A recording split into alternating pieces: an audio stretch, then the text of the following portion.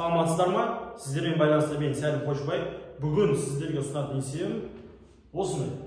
Шаршы берілген, шаршының ішінде тағы шаршы берілген, сол шаршы боялған.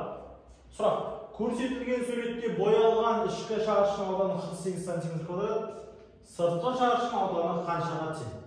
Жауаптар: А 24 см квадрат, Б 64 см квадрат, С 72 см квадрат, Д 96 см квадрат, Е 84 см квадрат. Пауза қосыңыз, өз күшіңізбен шығарыңыз. Мен сізді шығар деп ойлаймын. Енді қалай шығару керек екенін, қалай шығарған дұрыс екенін бірге анықтайық. Қараңыз, ішінде шаршы, сыртында да шаршы. Яғни шаршы болса, оның барлық қабырғасы тең. Мына қабырға, ол мына қабырғаға тең болады. Соны назарға аударамыз. Енді қараңызшы, бұл шаршыны осылай теңдей екіге бөлсек, осы жағын және осы жағын. Біз не аламыз? Бізде кішкентай төрт бірдей тік бұрышты үш бұрыш пайда болады. Көріп тұрсыздар ма?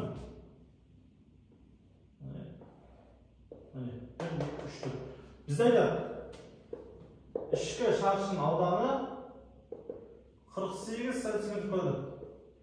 Әрқайсысы қанша екенін білу үшін істейміз? Төртке бөлеміз. Себебі төрт бірдей тік бұрыш пайда болады. Сонда 12 см квадрат болады. Яғни мынаның әрқайсысы қанша тең? 12 ге тең. Бәрі қойса қайтадан 48 аламыз. Енді мына жерден пайда болған үш бұрыш, ол мына жерде пайда болған үш бұрышқа тең екені көрініп тұр. Себебі мына қиылысу нүктесінен небір бір сызық пайда болды ғой. Ол сызық мынаған параллель, яғни мынау А болса, мынау да Аға тең. Мына жерде сызық пайда болды ғой. Ол мына Аға тең. Мына А, мына сызыққа тең. Мына жерде шаршы пайда болды, сол шаршының жартысы, кішкентай шаршының жартысы. Мына бір бөлік 12 болса, онда мына бір бөлік те 12. Мына бір бөлік 12 болса, онда мына бір бөлік те 12. Мына 12 болса, мына 12, мына 12 болса, мына 12.